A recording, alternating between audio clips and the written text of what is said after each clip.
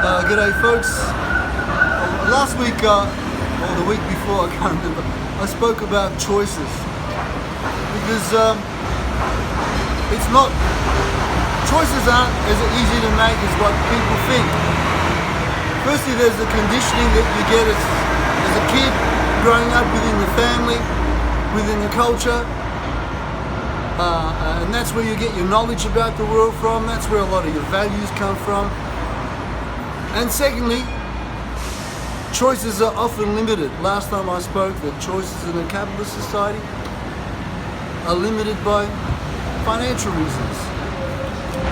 But there are other choices.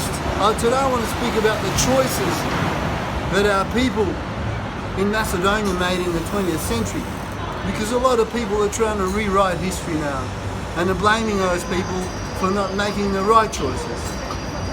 I think I alluded to it last time that one of my heroes then, 20 years, 30 years ago here in Melbourne from Vinogito, said that he hoped that the Republic makes the right choices now because our people hadn't made the right choices in the past. So I want to have a look at what are the choices that our people made, and were they the right choices or were they the wrong choices? Now if we go back, Macedonia, the turn of the 20th century, was part of what they call the sick man of Europe, the Ottoman Empire.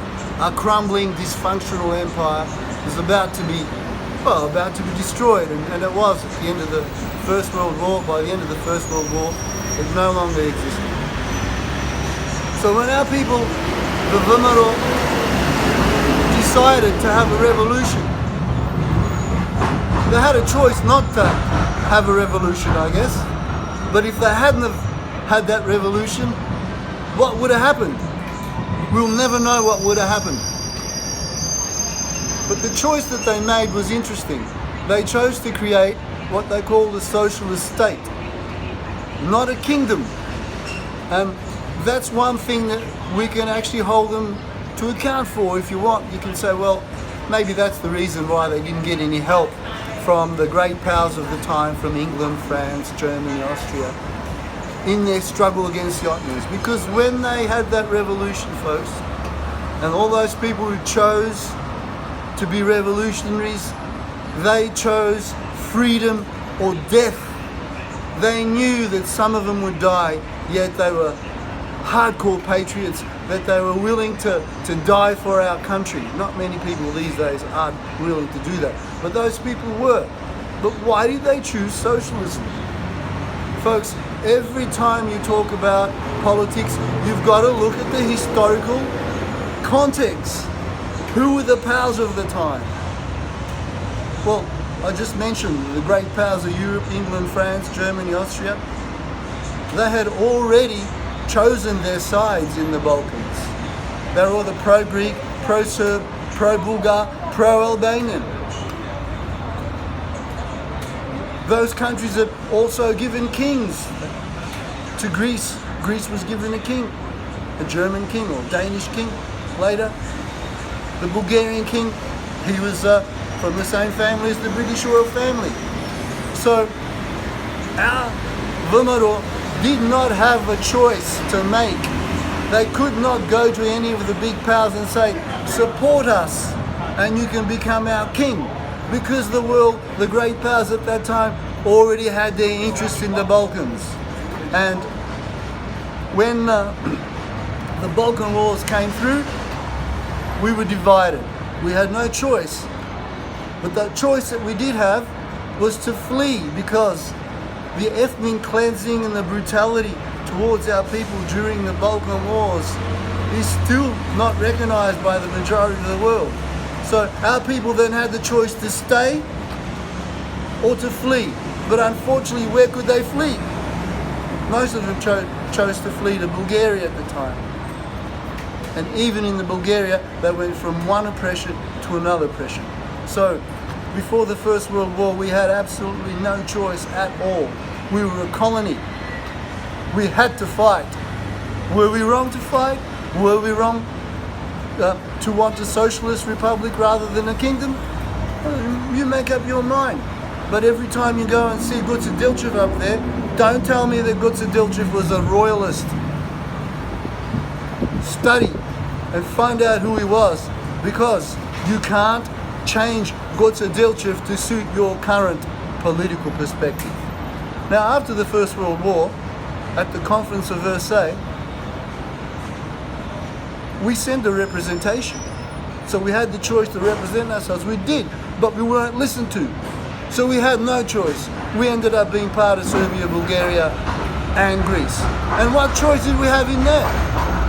Our names were changed. Our language was forbidden. We had no choice.